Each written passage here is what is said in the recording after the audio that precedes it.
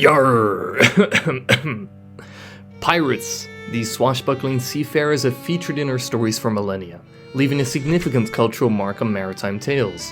But when you ask most people about the quintessential pirate, they'd probably give you a description approximating the classic 17th century stereotype. One with a tricorn hat, an eye patch, and maybe even a parrot on their shoulder. And a cutlass, of course.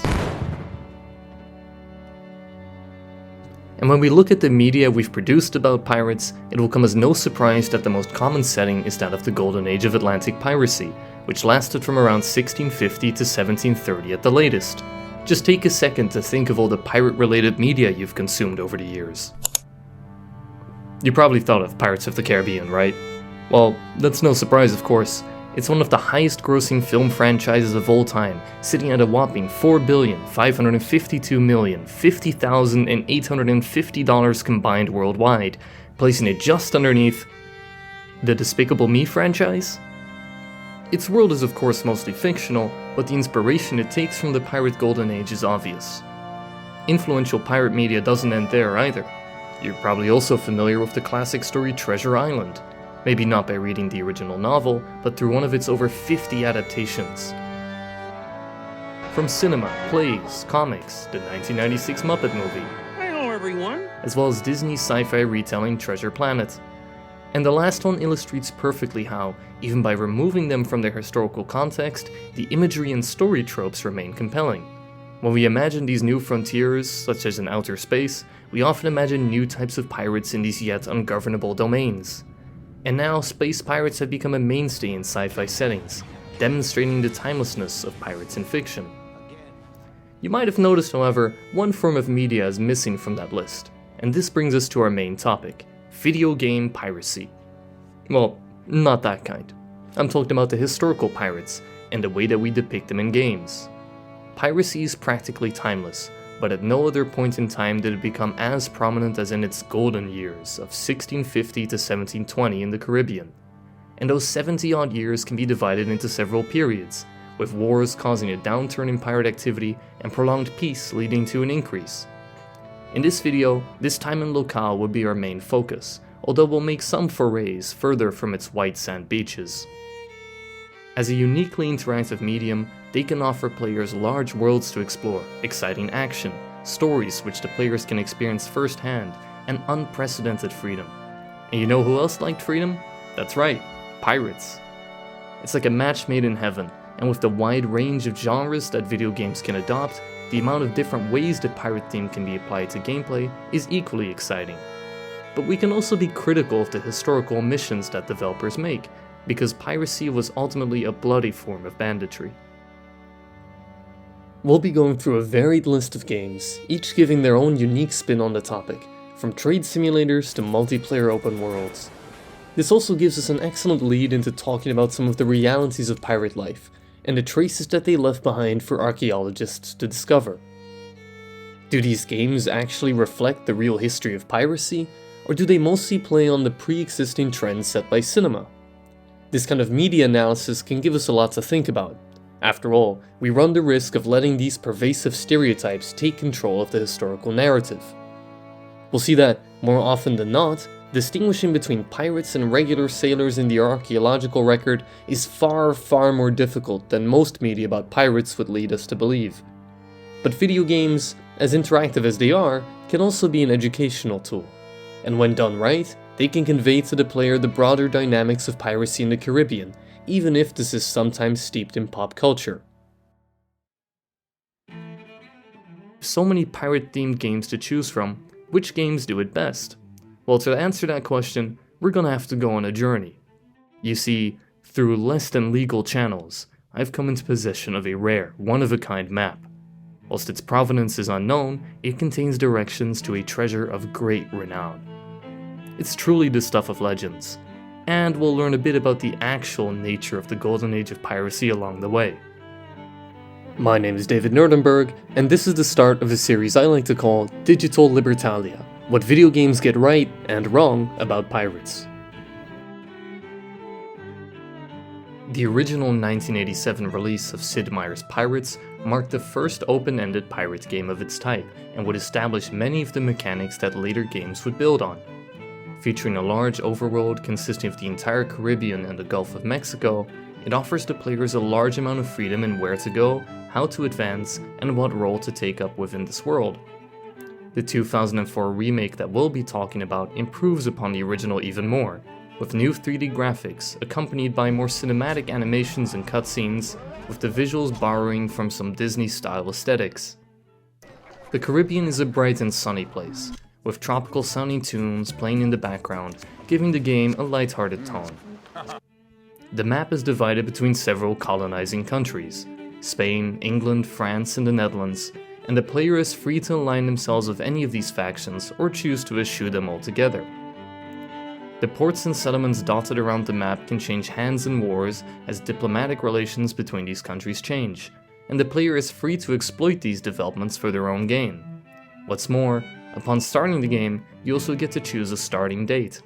This can have an impact on the balance of power at the beginning of the game. We take on the role of a young sailor by the name of... Oh, we have to name him? By the name of Rum McBananas. Your family is kidnapped by the evil Marquis de Montalban, and your task is to get them back to safety. You are then given the choice between 4 major naval powers. You guessed it, the French, Spanish, English, and Dutch.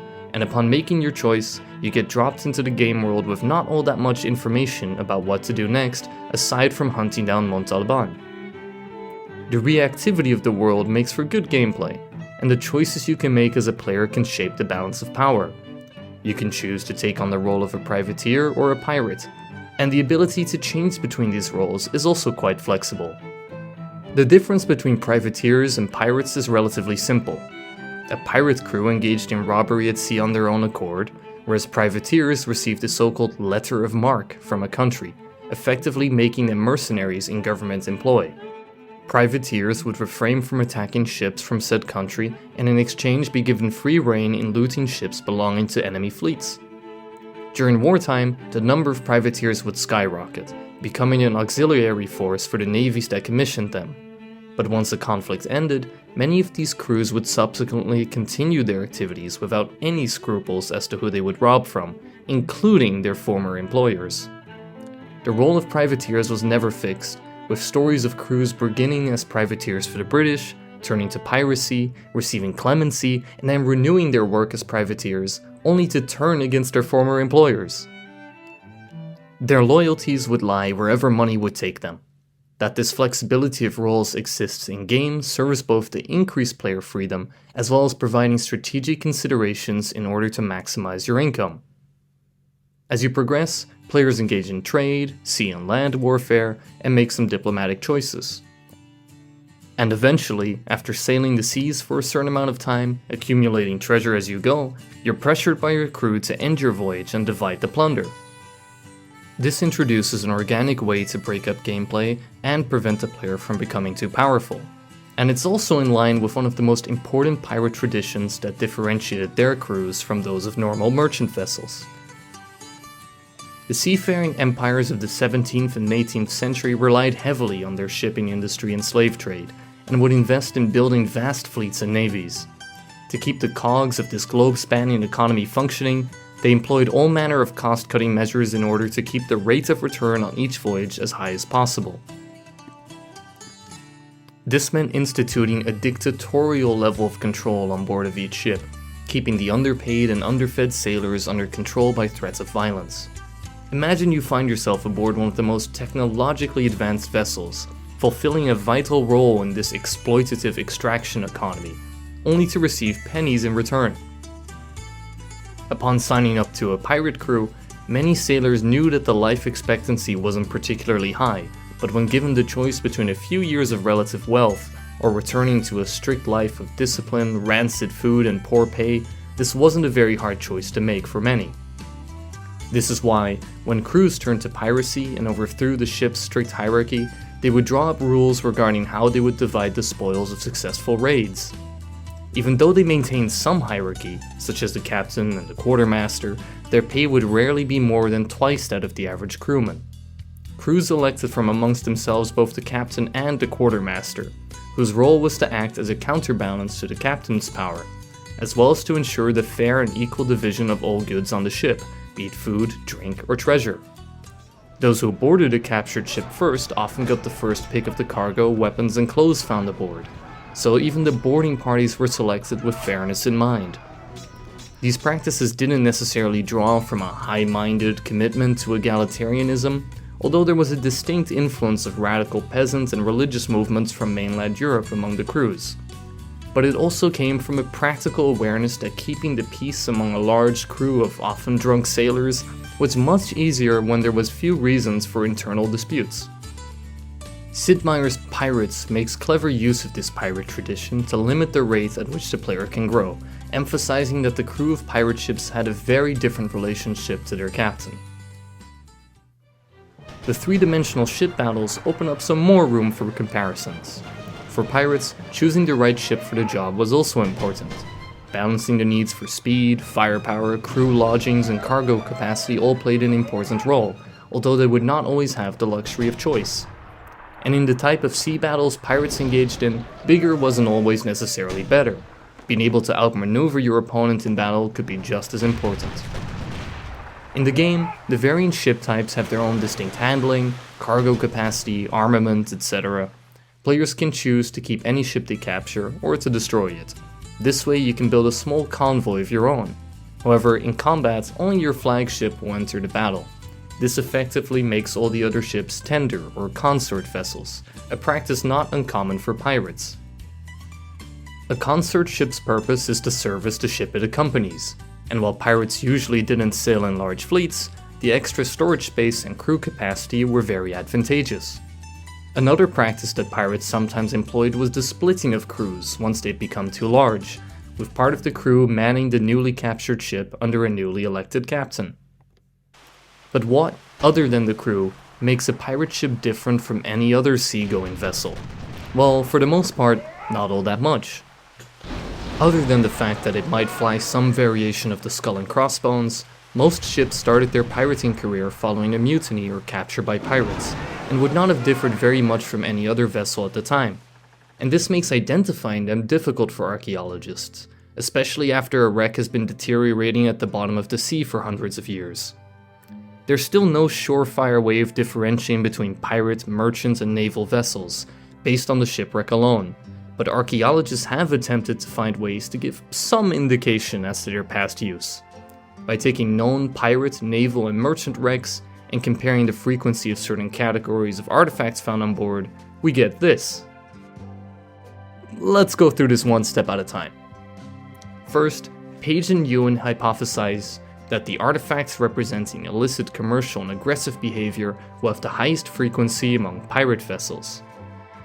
Then, using the excavation records from 4 contemporary ships, the merchant vessel Henrietta Marie, the naval ship of the line HMS Invincible, Samuel Bellamy's Whydah, and Blackbeard's famous Queen Anne's Revenge, they divide the artifacts found at each wreck site into a few categories. These are arms and armaments, personal effects, cargo, including treasure, kitchenware, and tools and instruments. By creating a frequency graph, Page and Ewan compare the abundance of artifacts left behind. And from the graph, we can see some tentative trends, which they identify in their conclusion. For example, pirate ships were far more heavily armed than merchant ships. We also know from historical records that pirates would often equip their ships with additional armament captured from their enemies, resulting in a mismatched array of weaponry. The Queen Anne's Revenge and Whydah both measure up to the naval ship HMS Invincible in terms of artifacts related to arms, which Page and Ewan believe to be representative of the aggressive role taken by all 3 ships. But in no way does it give us a guaranteed means to differentiate between pirate ships and other vessels based solely on these comparisons. Not only would finding such a pattern require a much larger sample size, one that is simply unavailable due to the limited work done on 17th and 18th century wrecks, but the conditions by which each ship was wrecked were also varied. The Whydah was torn apart in a storm, whereas the Queen Anne's Revenge's crew would have had time to carry with them the most valuable artifacts as it beached on a sandbar. But ultimately, Page and Ewan conclude that finding such patterns will require so much more further research, including a more systematized approach to underwater excavations. Your career as a pirate, trader, or privateer will eventually come to an end as your character ages with every passing year. This also impacts your dueling ability, gradually incentivizing the player to retire from sailing the seas. And when you retire, the game tallies your progress and gives you an appropriate ending based on your actions. Sid Meier's Pirates does a lot of things right. It doesn't railroad the player down a specific path, offers several ways of engaging with the world through combat and its basic diplomacy system, and the economic simulation, whilst not particularly complex, does tangibly impact the game world. Combined, they hint at the role Buccaneers and the like had, but it's also a very sanitized version, which the developers readily admit. When we look back at their second developer diary from 2004, they bring up a central point of their design philosophy. When deciding what concepts to leave in and what to leave out, we asked ourselves two important questions. First, is it any fun? And second, does it fit in our heroic world? If the answer was no to either question, we discarded it. We'll see this focus on the romantic, adventurous, and heroic elements in all of the entries on this list, and with the gritty alternate side of that history going largely ignored. And it wouldn't be surprising at all if this decision comes from a very similar design philosophy shared amongst these games. In the next episode, we'll be delving deeper into the clash between the fantastical and the real by looking at the trading simulator Port Royale 3 and some of its historical omissions, and where Captain Kidd buried his treasure on Gardener's Island. Okay, maybe not that last one. Till next time.